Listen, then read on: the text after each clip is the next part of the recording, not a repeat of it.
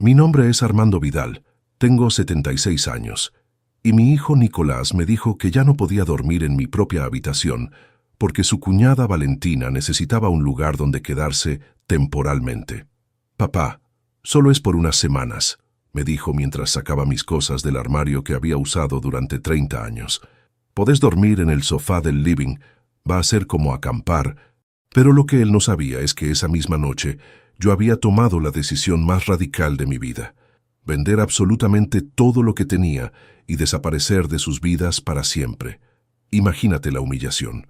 Después de trabajar 50 años como técnico mecánico para comprar esa casa, después de criar solo a Nicolás desde que tenía 12 años, después de pagarle universidad privada y ayudarlo a comprar su primer auto, me convierte en un huésped de segunda categoría en mi propia casa para acomodar a la hermana de su mujer. Es temporal, papá, me repetía, solo hasta que Valentina encuentre trabajo y pueda alquilar algo propio. Pero lo que Nicolás no sabía es que yo había estado guardando dinero durante décadas en cuentas que él desconocía completamente. Dinero que había ahorrado trabajando horas extras, reparando autos los fines de semana, invirtiendo en certificados de depósito que habían crecido durante años.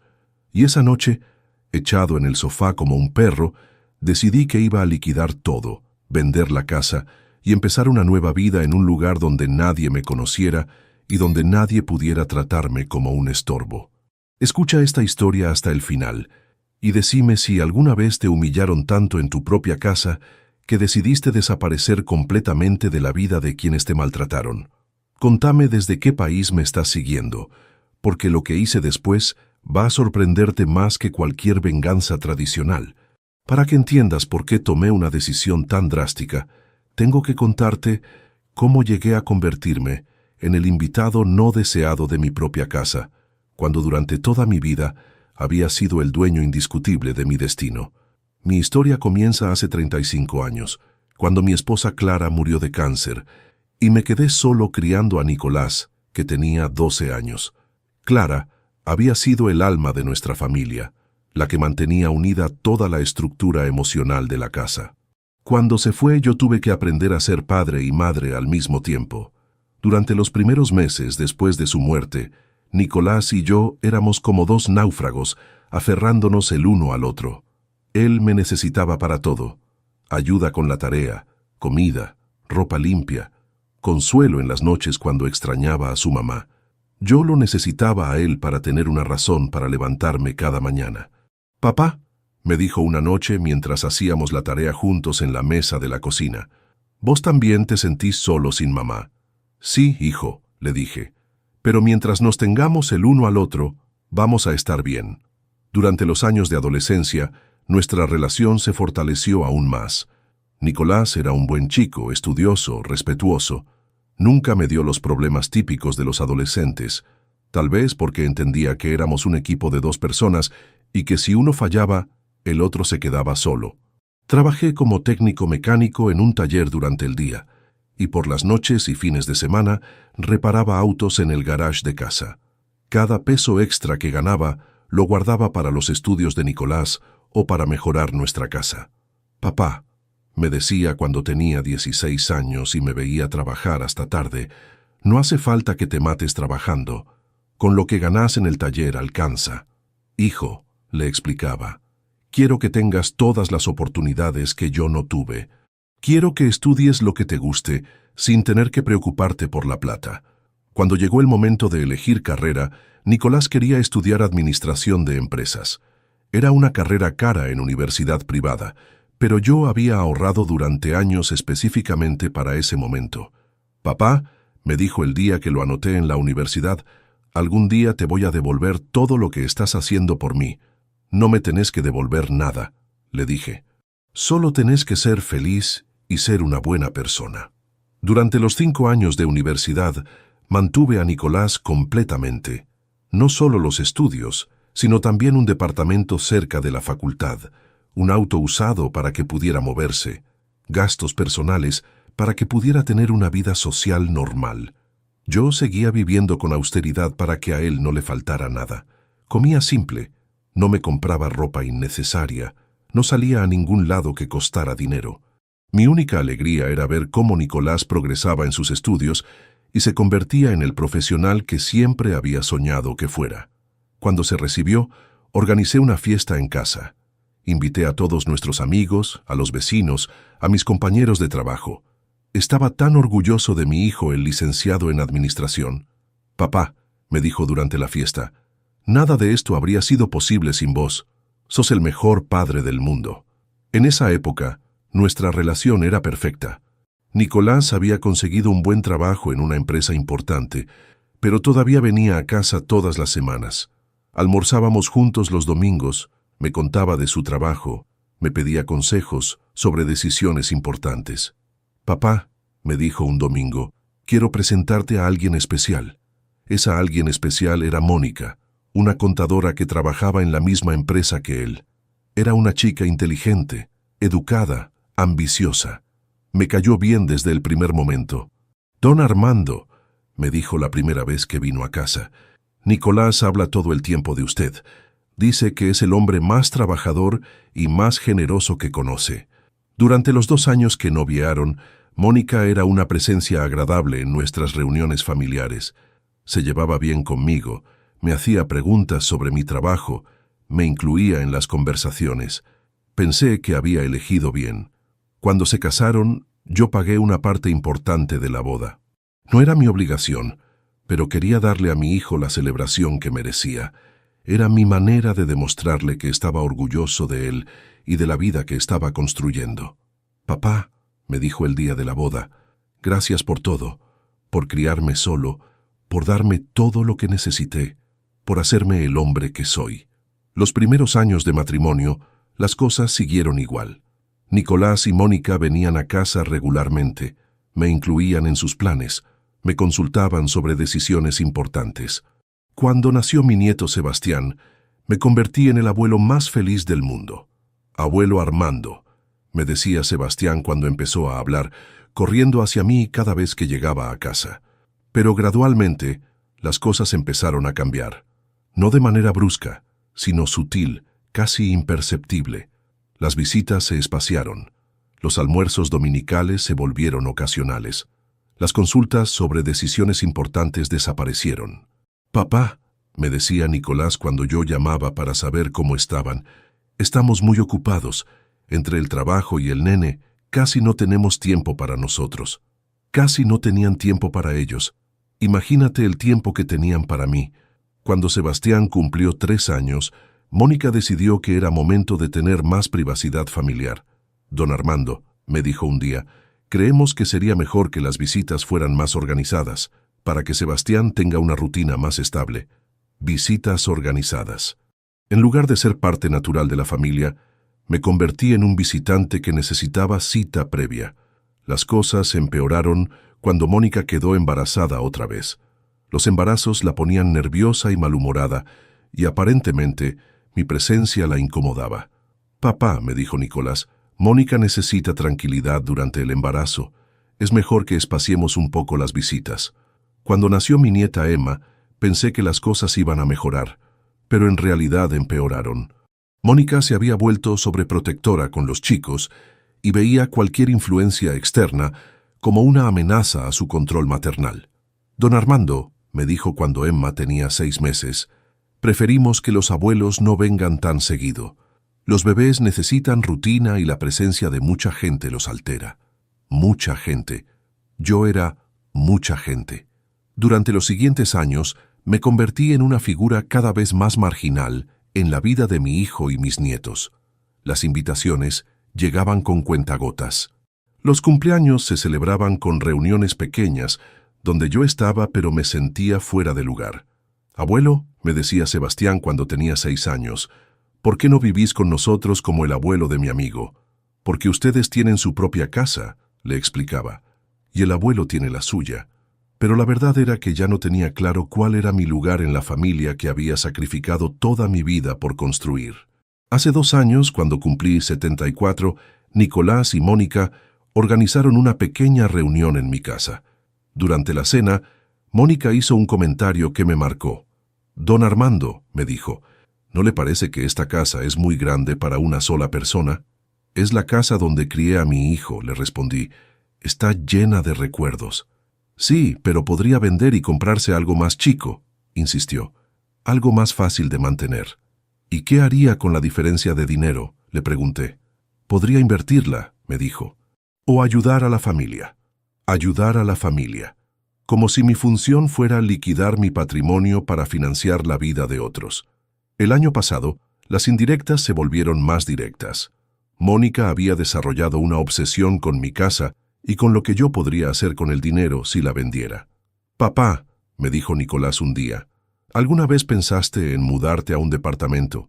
Sería más práctico para vos. ¿Más práctico en qué sentido?, le pregunté. Menos mantenimiento, menos gastos, más seguridad, me explicó. Y además podrías tener un capital importante si vendes la casa. ¿Y qué haría con ese capital? Podrías vivir cómodamente de los intereses, me dijo, y tal vez ayudar a los nietos con sus estudios futuros. Los nietos que apenas conocía porque sus padres limitaban mi acceso a ellos. Hace 6 meses, la presión se intensificó cuando la hermana de Mónica, Valentina, perdió su trabajo y su departamento. Valentina era una mujer de 35 años, que nunca había logrado estabilizarse en nada. Cambiaba de trabajo constantemente, tenía relaciones sentimentales caóticas y siempre necesitaba que la familia la rescatara de algún problema. Don Armando, me dijo Mónica, Valentina está pasando por un momento muy difícil. ¿No podría quedarse unos días en su casa mientras encuentra algo? ¿Unos días?, le pregunté. Bueno, unas semanas, me corrigió, hasta que consiga trabajo y pueda alquilar algo. Era una petición razonable. Yo tenía una casa grande con habitaciones que no usaba. ¿Qué problema podía haber en ayudar a un familiar en crisis? El problema fue que Valentina llegó con la actitud de alguien que había venido a quedarse permanentemente, no como huésped agradecido, sino como alguien que tenía derecho a estar ahí. Desde el primer día, empezó a reorganizar la casa según sus gustos. Cambió los canales de televisión, modificó los horarios de comida, invitó amigos sin consultarme, usó mi auto sin pedirme permiso. Valentina, le dije después de una semana, creo que deberíamos establecer algunas reglas para la convivencia. ¿Reglas?, me preguntó con sorpresa. ¿Qué tipo de reglas? Horarios, le dije, uso de espacios comunes, invitados. Armando, me dijo con una familiaridad que no le había dado. Estamos en familia, no necesitamos reglas. Estamos en familia. Como si ella fuera familia mía cuando era apenas la hermana de la mujer de mi hijo. Durante las siguientes semanas, mi casa se convirtió en el refugio permanente de Valentina y su grupo de amigos. Llegaban a cualquier hora, hacían ruido hasta tarde, usaban mi comida sin aportar nada, y me trataban como si yo fuera el extraño en mi propia casa. Papá, le dije a Nicolás cuando lo llamé para quejarme, tu cuñada está abusando de la hospitalidad. Dale tiempo, me dijo. Está pasando por un momento difícil. Además, la casa es muy grande para vos solo. La casa muy grande para mí solo. Esa frase se había convertido en el estribillo constante de mi familia. Hace un mes, la situación llegó al límite. Valentina había empezado a traer a su novio, un tipo desagradable que fumaba adentro de casa y dejaba latas de cerveza por todos lados. Mi casa se había convertido en una especie de pensión gratuita donde yo era el único que pagaba las cuentas. Valentina, le dije, creo que ya es hora de que busques algo propio. ¿Por qué la prisa?, me preguntó. ¿Te molesto? No es que me molestes, le dije, pero esto era temporal y ya pasó más de un mes. Armando, me dijo con esa sonrisa falsa que usaba cuando quería manipularme, creí que éramos familia. ¿La familia no se ayuda? Esa noche llamé a Nicolás para pedirle que hablara con su cuñada. Papá, me dijo, ¿no podés ser un poco más paciente? Valentina realmente no tiene a dónde ir. ¿Y qué pasa conmigo?, le pregunté.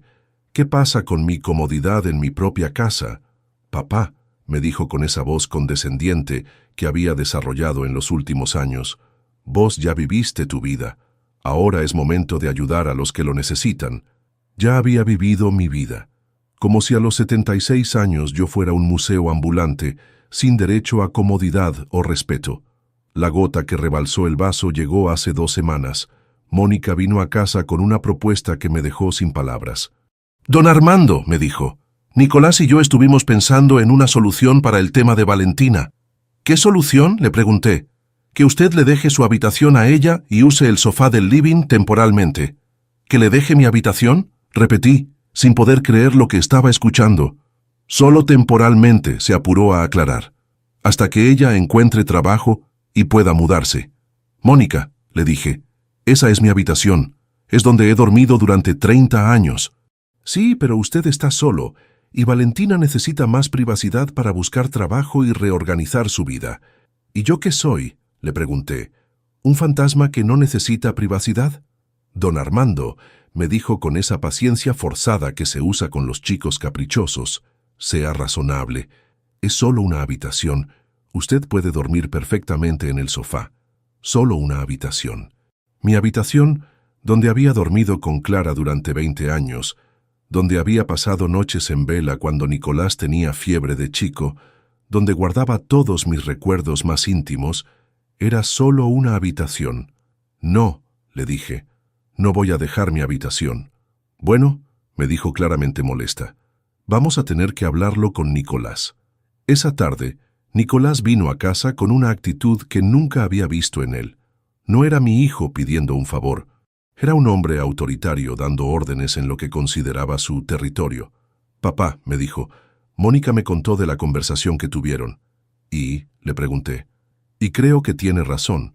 Es una solución temporal y razonable». «¿Razonable para quién?», le pregunté. «Para todos», me dijo. «Valentina necesita privacidad. Vos podés dormir perfectamente en el sofá». «Nicolás», le dije, «esa es mi habitación en mi casa». «Papá», me dijo con una firmeza que me heló la sangre. Entendé la situación. «Somos familia. Tenemos que ayudarnos». «¿Y quién me ayuda a mí?», le pregunté. «Vos no necesitas ayuda», me dijo. «Tenés casa, tenés comida, tenés todo lo que necesitas». Todo lo que necesitaba, excepto respeto, comodidad y dignidad en mi propia casa. «¿Y si yo no acepto?», le pregunté. «Papá», me dijo con una voz que no reconocí, «no me hagas elegir entre vos y mi familia». Su familia. Como si yo no fuera su familia. Como si Valentina fuera más familia suya que su propio padre.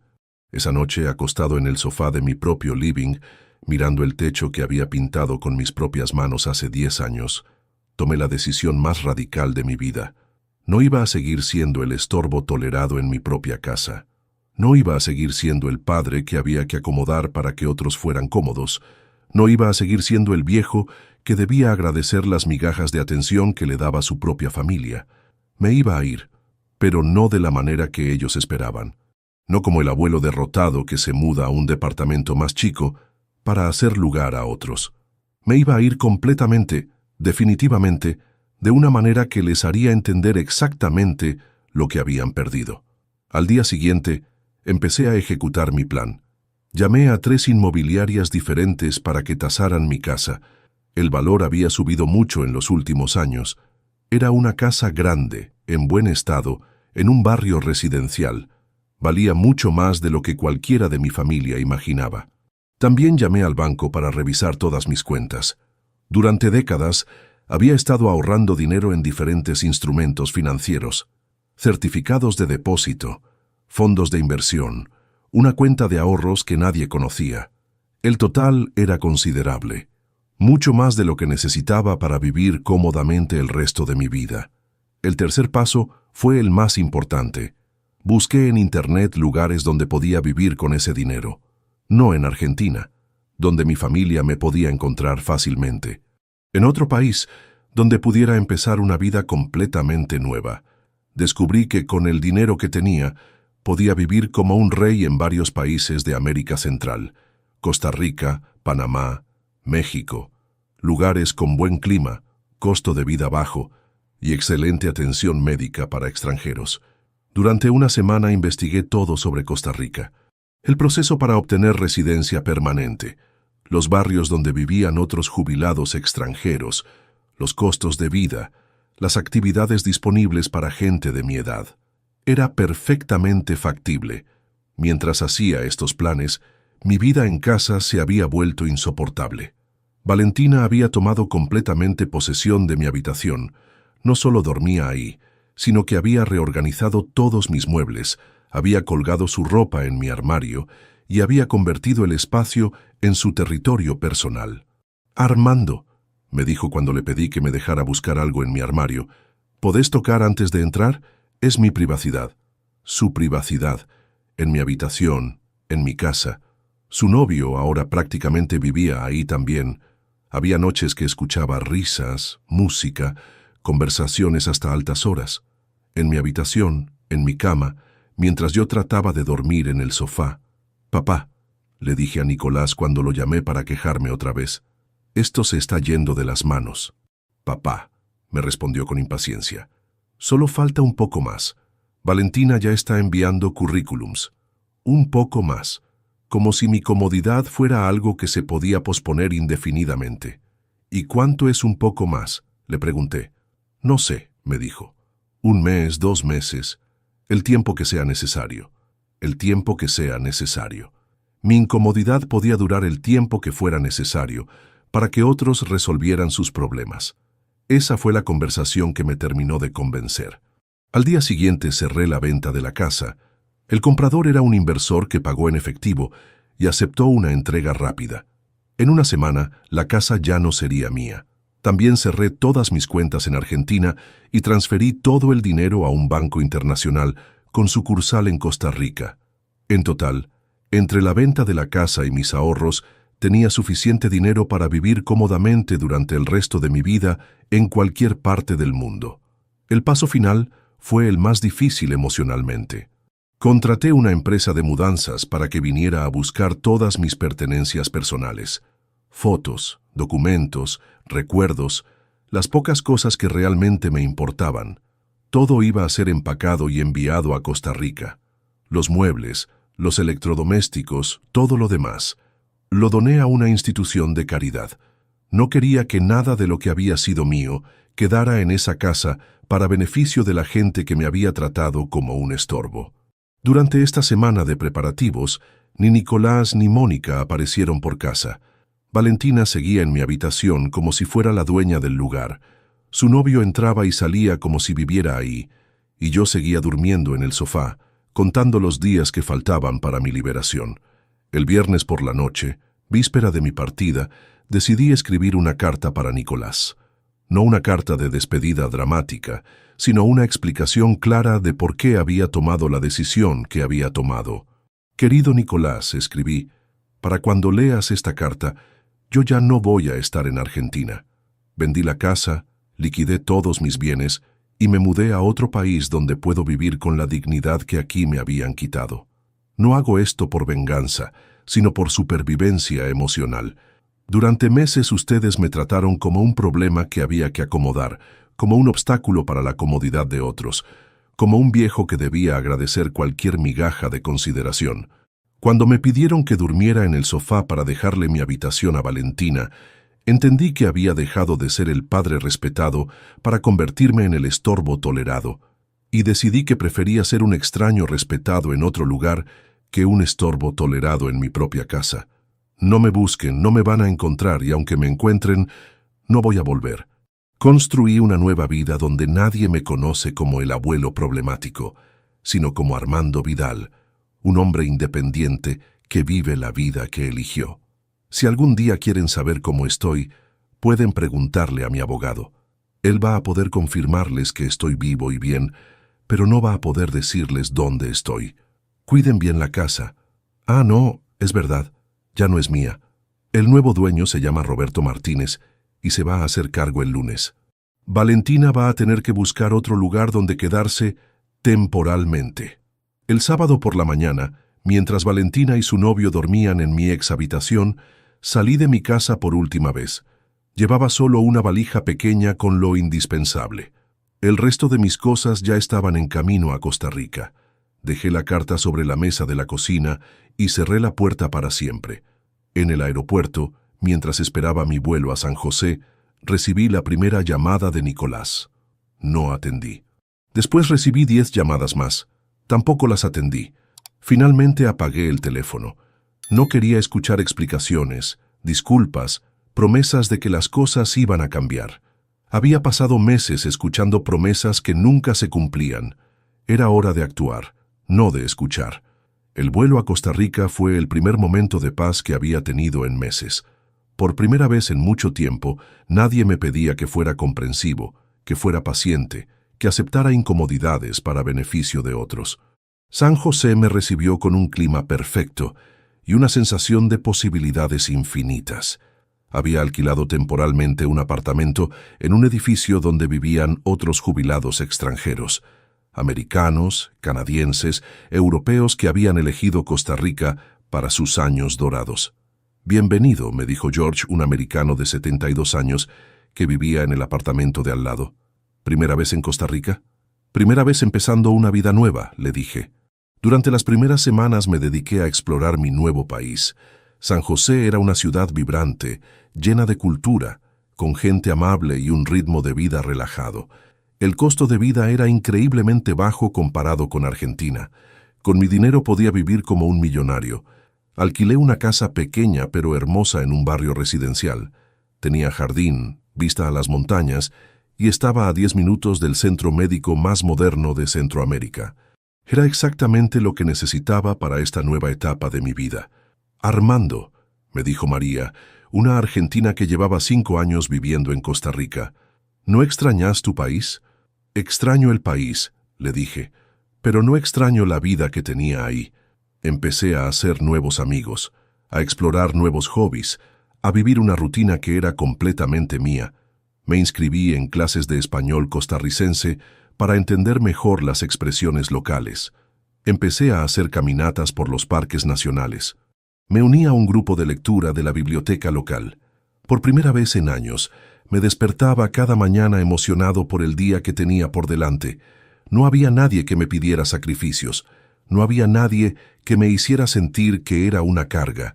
No había nadie que me tratara como si mis necesidades fueran menos importantes que las de otros. 2 meses después de mi llegada, mi abogado en Argentina me llamó para decirme que Nicolás había ido a su oficina. «Don Armando», me dijo, «su hijo está desesperado por encontrarlo. Dice que quiere pedirle perdón y que está dispuesto a cualquier cosa para que usted vuelva». «¿Cualquier cosa?», le pregunté. «Eso dice él. Dígale que cualquier cosa no incluye volver. Dígale que estoy bien, que estoy feliz y que no necesito sus disculpas. ¿No quiere al menos hablar con él por teléfono?» «No», le dije. «Ya hablé con él durante 35 años. Ahora prefiero el silencio». Mi abogado también me contó algo que me dio una satisfacción terrible. Cuando el nuevo dueño había tomado posesión de la casa, Valentina y su novio habían tenido que irse en menos de 24 horas. No habían encontrado otro familiar dispuesto a albergarlos temporalmente. «Su nuera está furiosa», me contó el abogado. «Dice que usted los traicionó. Los había traicionado. Como si yo tuviera la obligación de mantener un hogar gratuito para gente que me trataba como un estorbo». 6 meses después de mi partida, recibí una carta que Nicolás había enviado a través del abogado. Era una carta larga, llena de disculpas, promesas y súplicas para que regresara. «Papá», escribía, «me di cuenta del error terrible que cometí. No sabía valorar todo lo que hiciste por mí durante toda la vida. No entendía que pedir que durmieras en el sofá era una humillación imperdonable. Valentina ya no vive con nosotros. Nos dimos cuenta de que aprovechó tu generosidad y nuestra ingenuidad. Mónica también entiende ahora que estuvimos mal. Por favor, volvé. La casa nueva que compramos tiene una habitación especialmente para vos. Vas a ser el rey de la casa, te lo prometo. Los chicos te extrañan. Yo te extraño. No importa dónde estés, no importa cuánto dinero tengas que gastar, voy a ir a buscarte. Porque sos mi papá y te necesito en mi vida». Leí la carta 3 veces. Una parte de mí se sintió conmovida por las disculpas. Otra parte se sintió tentada por la promesa de ser el rey de la casa. Pero la parte más inteligente de mí recordó todos los meses de humillación que habían llevado a esta situación. No respondí la carta. 3 meses después llegó otra carta, esta vez más desesperada. Nicolás me contaba que había contratado un detective privado para buscarme, que había revisado todos los registros de inmigración, que había llamado a todos los hospitales y residencias para mayores en Argentina, pensando que tal vez me había internado en algún lugar. «Papá», escribía, «por favor, al menos déjame saber que estás bien. No necesito saber dónde estás, solo necesito saber que estás vivo y saludable». Esa carta me hizo reflexionar sobre la crueldad de mi silencio. Era una cosa castigar a mi hijo por sus errores, y otra cosa torturarlo con la incertidumbre sobre mi bienestar. Le pedí a mi abogado que le confirmara a Nicolás que yo estaba vivo, bien de salud, y viviendo cómodamente en otro país, pero que no le diera ningún detalle sobre mi ubicación. «Don Armando», me dijo el abogado después de hablar con Nicolás, «su hijo se puso a llorar cuando le confirmé que usted estaba bien. Dice que entiende por qué se fue y que no lo va a molestar más, pero que si algún día quiere contactarlo, él va a estar esperando». Esa información me generó sentimientos contradictorios. Por un lado, una parte de mí se sintió satisfecha de que Nicolás hubiera entendido la gravedad de sus acciones.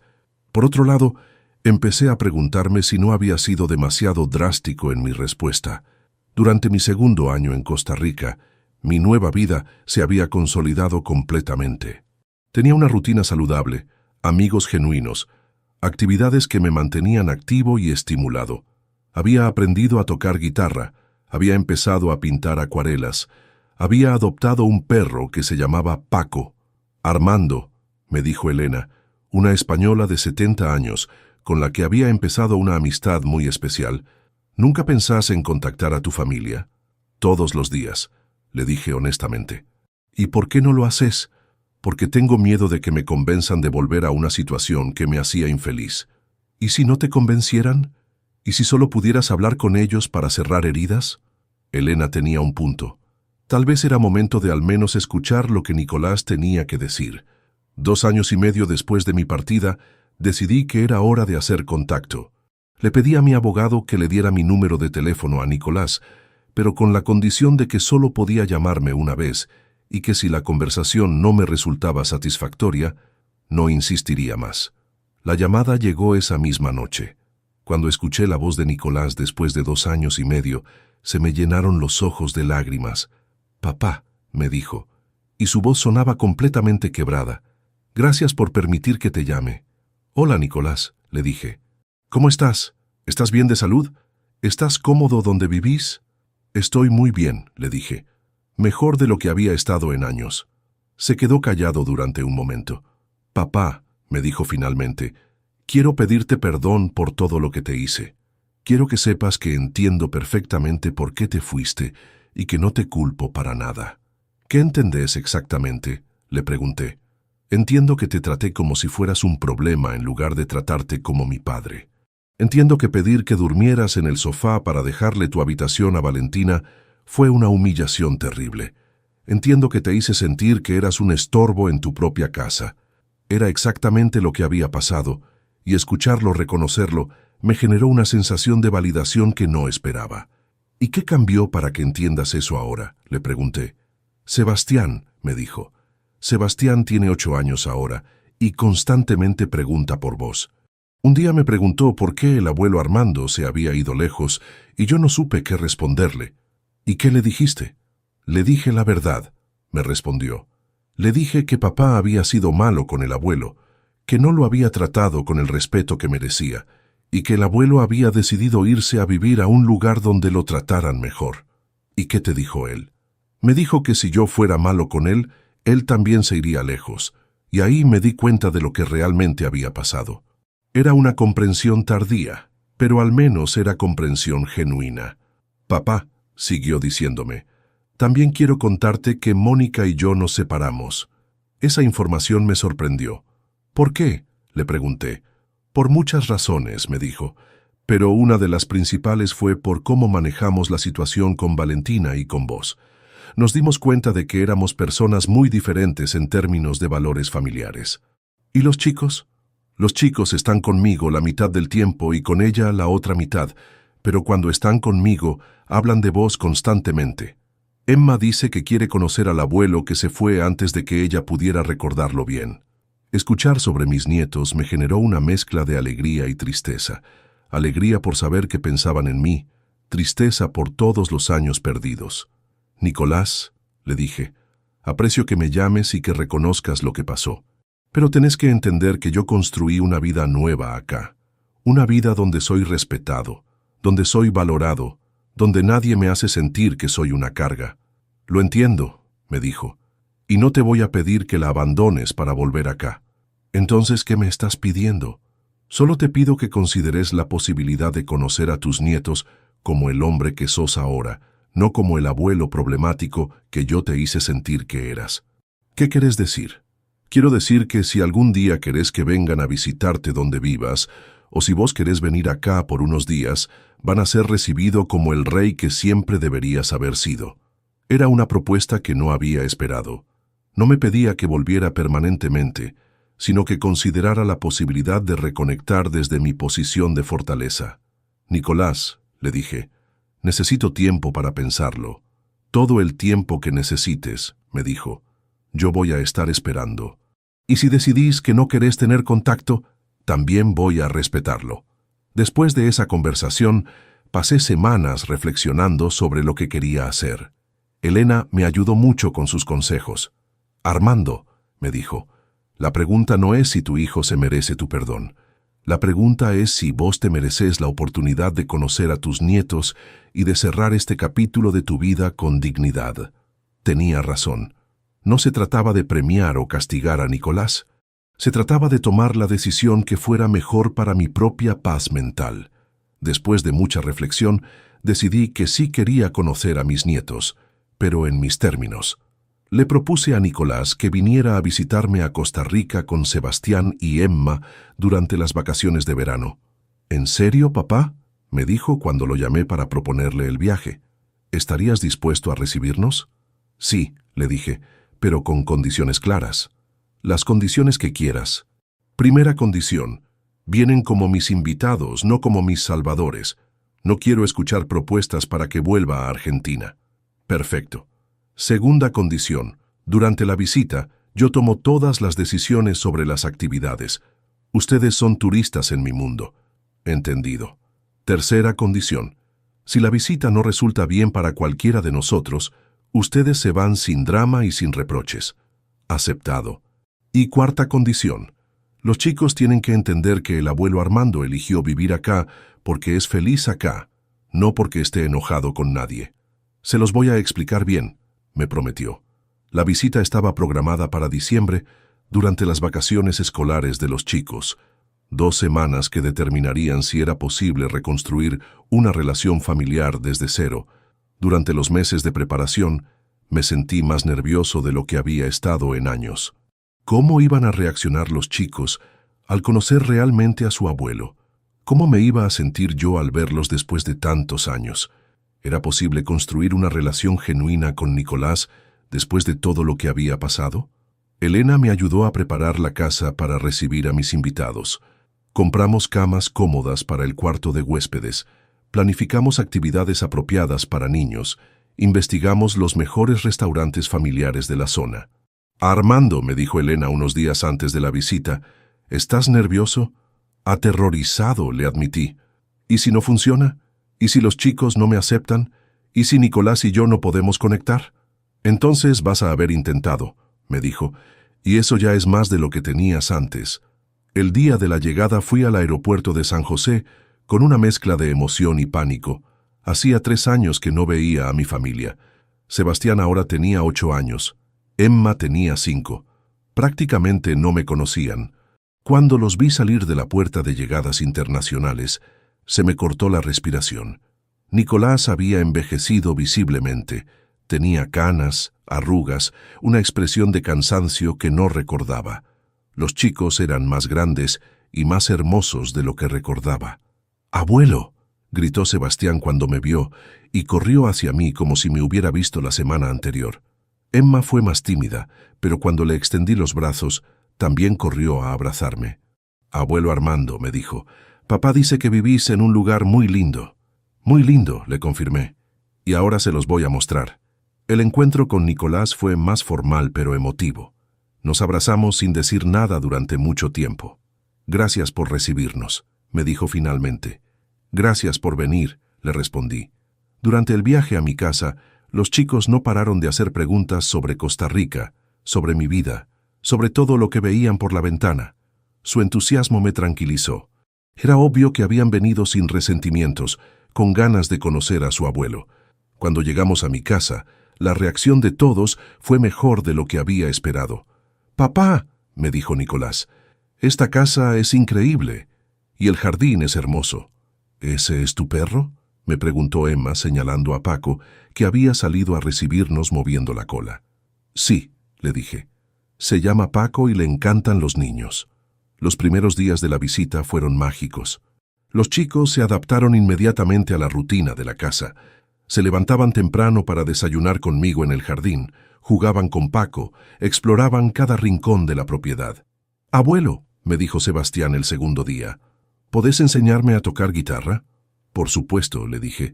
«¿Querés empezar ahora?» Durante esa semana descubrí una faceta de ser abuelo que nunca había podido experimentar plenamente. Sin la tensión de las visitas programadas, sin la presión de los horarios familiares complicados, pude realmente conectar con mis nietos. Les enseñé a tocar guitarra básica, les mostré cómo pintar acuarelas, los llevé a conocer los parques nacionales, las playas, los mercados locales. Cada día era una aventura nueva. «Papá», me dijo Nicolás una noche después de que los chicos se hubieran acostado, «nunca los había visto tan felices como estos días contigo». «Es porque acá no hay tensiones», le dije. «Acá no hay obligaciones familiares complicadas, solo hay un abuelo y sus nietos disfrutando tiempo juntos». «¿Y no considerarías la posibilidad de que este tipo de relación pudiera existir también en Argentina?», me preguntó. «Nicolás», le dije, «no voy a volver a Argentina. Esta es mi vida ahora». «Lo entiendo», me dijo. «¿Pero considerarías la posibilidad de que nosotros vengamos acá más seguido? ¿O que los chicos pasen algunas vacaciones con vos?» Era una propuesta que me resultaba muy atractiva. «Eso sí me interesa», le dije. Durante la segunda semana establecimos una rutina que funcionaba perfectamente para todos. Nicolás se relajó completamente, redescubrió la alegría de ver a sus hijos felices y yo redescubrí la alegría de ser abuelo sin complicaciones. «Abuelo», me dijo Emma una tarde mientras pintábamos en el jardín, «¿podemos venir otra vez?» «Todas las veces que quieran», le dije. «¿Y podemos quedarnos más tiempo la próxima vez?» «Todo el tiempo que quieran». La noche antes de su partida, Nicolás y yo tuvimos la conversación más honesta que habíamos tenido en años. «Papá», me dijo, «estos han sido los mejores días que pasé con vos en mucho tiempo». «Para mí también», le dije. «¿Crees que podemos construir una relación nueva desde acá en adelante?» «Creo que ya estamos construyéndola», le dije. «¿Me perdonás por todo lo que te hice?» «Ya te perdoné», le dije. «Pero el perdón no significa volver al pasado. Significa construir algo nuevo hacia el futuro». «¿Y qué querés construir hacia el futuro?» «Quiero ser el abuelo que los chicos merecen tener», le dije. «Quiero ser el padre que vos necesitas ahora, no el padre que necesitabas cuando tenías 12 años. ¿Y qué necesito ahora? Necesitas un padre que te respete como adulto, que confíe en tus decisiones, que esté disponible cuando me necesites, pero que no interfiera cuando no me necesites». «Eso es exactamente lo que necesito», me dijo. En el aeropuerto la despedida fue emotiva pero esperanzadora. Ya habíamos planificado la próxima visita para Semana Santa y después un viaje largo durante las vacaciones de invierno. «Abuelo», me dijo Sebastián, «voy a practicar guitarra todos los días para tocar mejor cuando vuelva». «Y yo voy a practicar pintura», me dijo Emma. «Y yo voy a seguir siendo el papá que ustedes se merecen», me dijo Nicolás. Después de que se fueron, me quedé en mi casa sintiéndome completo de una manera que no había experimentado en años. Había logrado algo que no sabía que era posible. Había mantenido mi independencia y mi dignidad, pero había recuperado a mi familia. Elena vino esa noche a preguntarme cómo había ido la despedida. «Perfecto», le dije. «Todo salió perfecto». «¿Y cómo te sentís?» «Me siento como si hubiera ganado», le dije. «Pero no como si hubiera derrotado a alguien, sino como si hubiera rescatado algo valioso que creía que había perdido para siempre». Han pasado 6 meses desde esa primera visita. Nicolás y los chicos han venido 2 veces más, y cada visita ha sido mejor que la anterior. Hemos establecido una relación completamente nueva, basada en respeto mutuo y en la comprensión de que mi felicidad es tan importante como la de cualquier otro miembro de la familia. Papá, me dijo Nicolás en su última visita, ¿alguna vez te arrepentís de haberte ido de Argentina? Nunca, le dije sin dudar. Fue la mejor decisión que tomé en mi vida. Ni siquiera ahora que tenemos una buena relación. Especialmente ahora que tenemos una buena relación, le dije. Porque esta relación existe precisamente porque me fui. Porque demostré que mi dignidad no era negociable. ¿Y crees que habríamos llegado a este punto si te hubieras quedado? No, le dije. Si me hubiera quedado, habría seguido siendo el abuelo problemático que había que acomodar. Yéndome, me convertí en el abuelo respetado que eligen visitar. Hoy, mientras escribo esta historia en mi jardín en Costa Rica, con Paco durmiendo a mis pies y las montañas de fondo, puedo decir con certeza que tomé la decisión correcta. No fue fácil.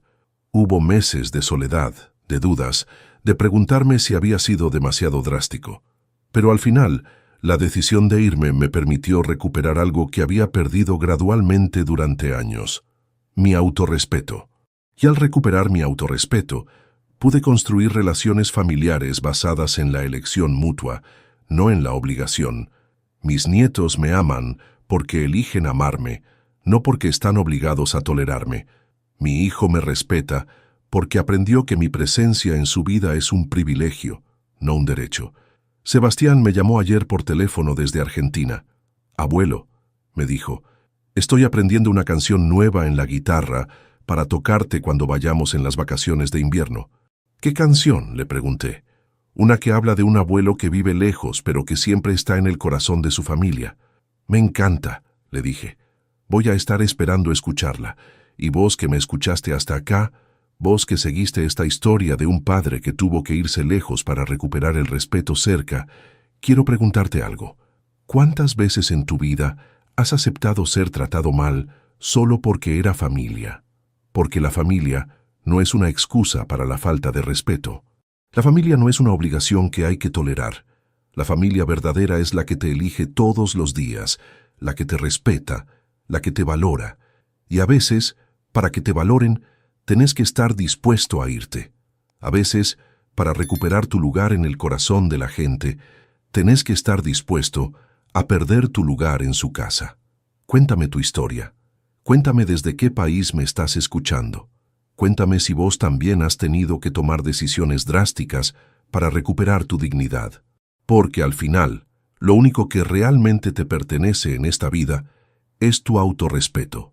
Y ese autorrespeto no es negociable, sin importar quién te esté pidiendo que lo negocies. Porque a veces, vender todo y empezar de nuevo es la única manera de comprar tu libertad. Y la libertad, créeme, no tiene precio.